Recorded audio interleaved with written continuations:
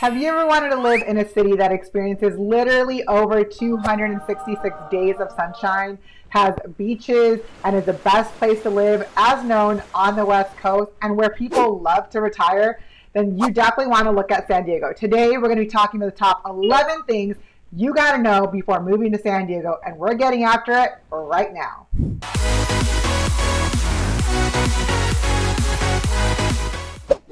What's up, amazing people? I am Liz Lepore here with the Mortgage Liz team located out of San Diego, California.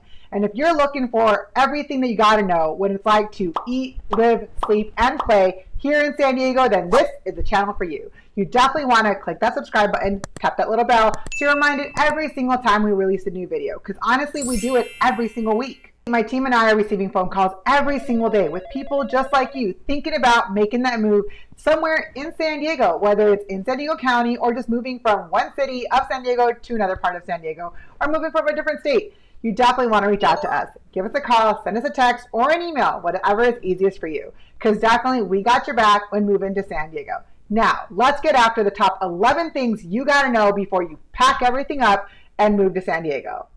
So at the top of our list, we're going to be looking at the excellent job market. And on that, we know at San Diego, it has actually about under 3.2% of unemployment rating, which is actually really good. When it comes to San Diego, we have a lot of areas that you can actually be working at, whether it's Scripps, Qualcomm, Apple has been heard that they're going to come over here. What? Definitely a lot of places that you want to be able to consider. There is so many job fields that are really high in demand right now in San Diego, such as healthcare, education, technology, military services. These are all really great employments that are available here in San Diego.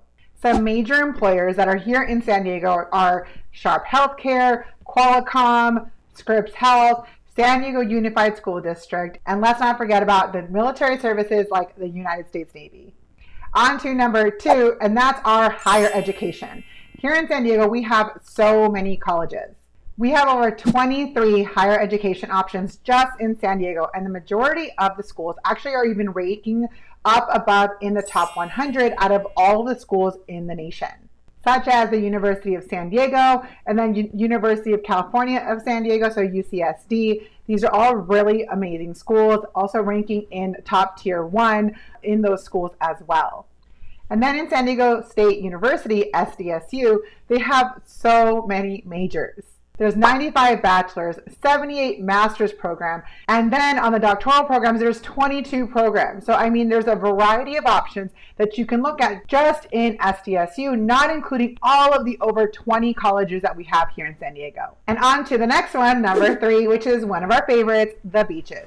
Here in San Diego, there's over 30 beaches in San Diego. So honestly, you could literally be at one beach and not come back to it for another, literally almost half the year before you end up seeing all of the 30 beaches here in San Diego. So depending on whether you want to be in La Jolla or in Coronado, down in Oceanside, it will really depend on kind of what type of beach you're looking for, whether you want a little bit more rock, a little bit more sand, or whether you're looking at something more of a family feel, or if you're kind of just looking for somewhere to make it easy to park.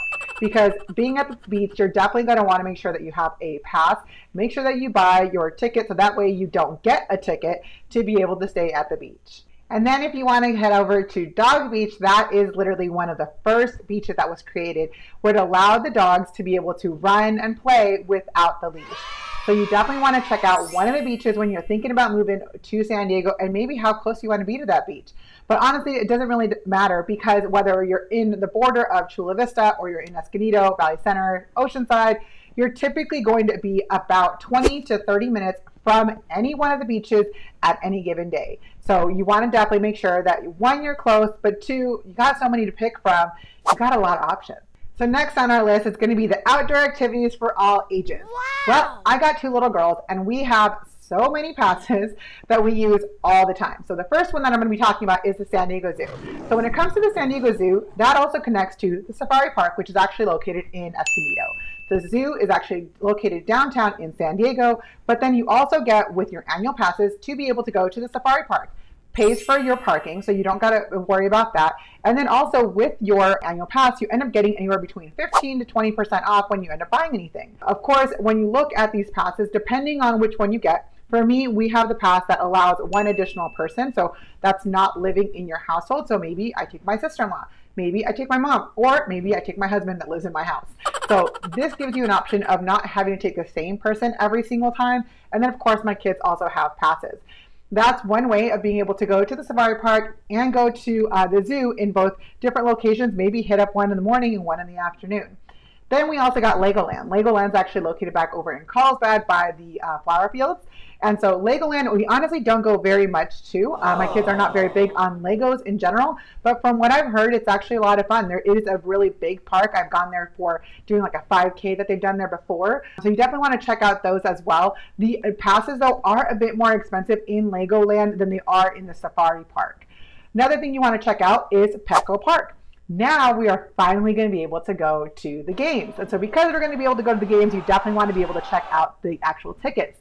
You can actually get tickets literally for under $20 for just hanging out, just being on the grass at the game. So you don't actually have to have a seat, and then you can just be walking around. There's a lot of different options. And then also, of course, you can have the all-you-can-eat section in the San Diego Petco Park, where you can get all the amount of hot dogs and popcorn that you want for the entire game. And of course, there is other luxuries within that Petco Park as to which and where you want to sit and how expensive you want your seat to be. But personally, I like being on the first baseline. So you want to make sure that you check out that when you're here and you're thinking about making the move.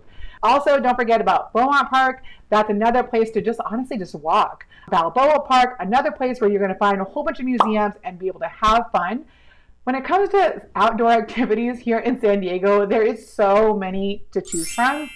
Today, we're not going to be covering all of them, but just to give you a little bit of information that really when you move here to San Diego, finding something to do every single day is not going to be an issue. And then of course you got like sports for your kids as well. So let's move on to the next one. And that's talking about experiencing the San Diego Fun in Balboa Park. So Balboa Park is actually located in the downtown heart of San Diego, and it has acres of areas of museums, literally over 17 museums in Balboa Park that you can take a look at. And when I'm talking about acres, 1,200 acres of San Diego is actually used for San Diego for Balboa Park. Balboa Park is also really close to San Diego Zoo, so you can definitely, hit up the Balboa Park first and then go to the zoo right after. So it gives you the ability of seeing more of San Diego more often. If you're thinking about going to Balboa Park, you definitely want to get passes though. Because there are so many museums, you're probably not going to be able to see all of them in one day. So you want to get the annual pass so that way you can kind of come back and visit. And then they also have free days as well. So you just want to give other options when you do run out of time out of your 24 hours and you don't get to see all the 17 parks in all the 1,200 acres here in Balboa Park. And on to the next one on our list is diving into the world of Comic-Con. San Diego is actually known for where we typically have Comic-Con. Unfortunately, we didn't have it in 2020, and from the looks of it, we're not having it in 2021 either. However, Comic-Con is actually known to bring in a lot of tourists into San Diego. Every year, Comic-Con brings in thousands of people to San Diego just to see all of the different arts and the shows and the people dressing up during Comic-Con. I mean, the event in itself honestly typically sells out within hours. I mean, you can't even get a ticket, and by the point that you're trying to get a ticket, it's going to be a lot more expensive if you weren't waiting there literally by the click of the button to be able to get your ticket for Comic-Con.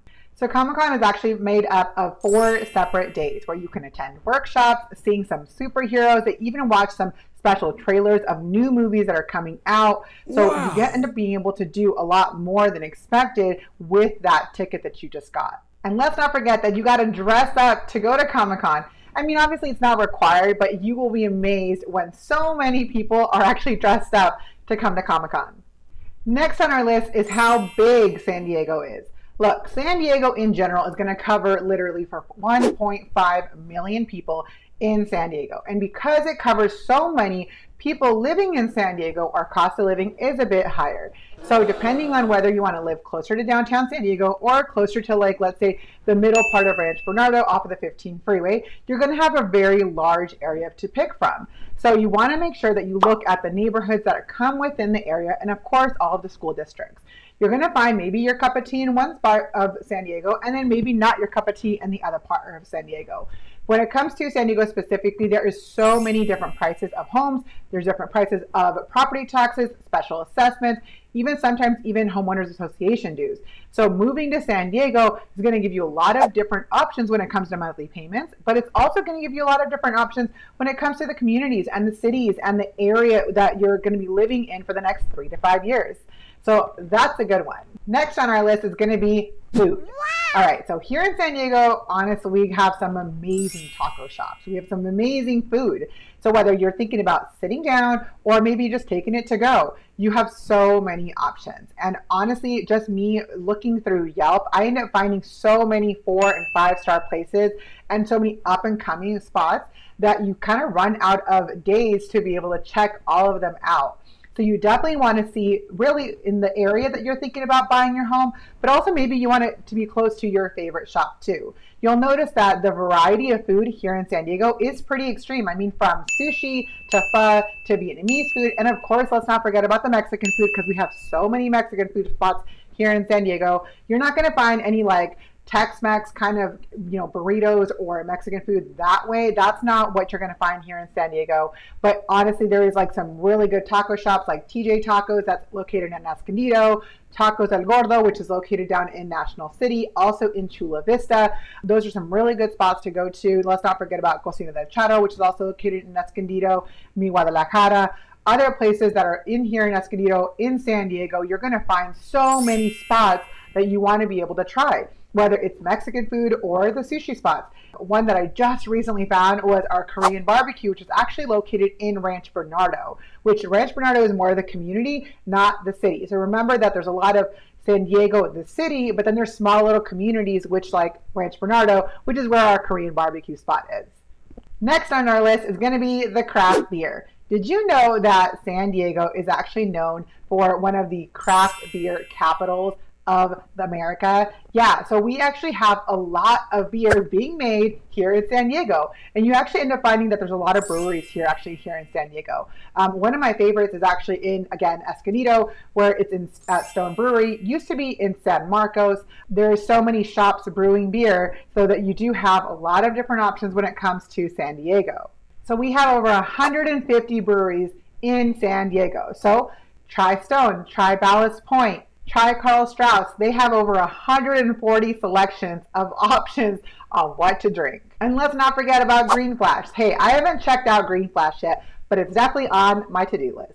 Next on our list is going to be the San Diego nightlife. Look, that's going to be something that kind of you're going to be looking at more like downtown when thinking about the nightlife. One thing is that I'm a mama too. I'm not going to get out much. Typically, I'm in bed by about 9:30. So I'm not checking out the club life, but from what I hear, it's actually pretty awesome. And from what I see when I am out and about, it looks pretty fun. When it comes to the nightlife, you're going to be looking at more like downtown San Diego. So you're going to be taking that 15 all the way down into downtown to be able to see some of that. With that being said, there's also other spots not in downtown that you could also look as another option. So if you're in the gas lamp, you want to check out Omnia. Apparently, you can have a bottle service delivering you alcohol whenever you feel like. If you want to look at a country style of nightlife, you want to check out Moonshine Flats. And then we have North Park and South Park, which honestly have so many spots, I don't have enough time to check them all out. With that being said, we do have quite a bit of nightlife here in San Diego. And that's it. If you're thinking about making that move, you definitely want to reach out to us before you make the move, or maybe when you're in transit, because we got your back when moving to San Diego. When you're thinking about whether it's San Diego, the county, or maybe the city, or maybe it's one of the outskirts of the city, whether it's Valley Center and you want that country life, or maybe it's Escondido because you want a little bit more of a larger city, but a little bit of the country area too. You definitely want to reach out to us. Give us a call, send us a text, or an email. Whatever is easiest for you. You definitely want to reach out to us because we got your back when moving to San Diego. And don't forget, we release videos every single week. So make sure that you click that subscribe button, tap that little bell so you're reminded every single time we release a new video. And don't forget, the videos that are coming up on your screen right now are going to be definitely ones that you got to watch. They're going to give you more information about what it's like to eat, live, sleep, and play here in San Diego. And until next time, see you later.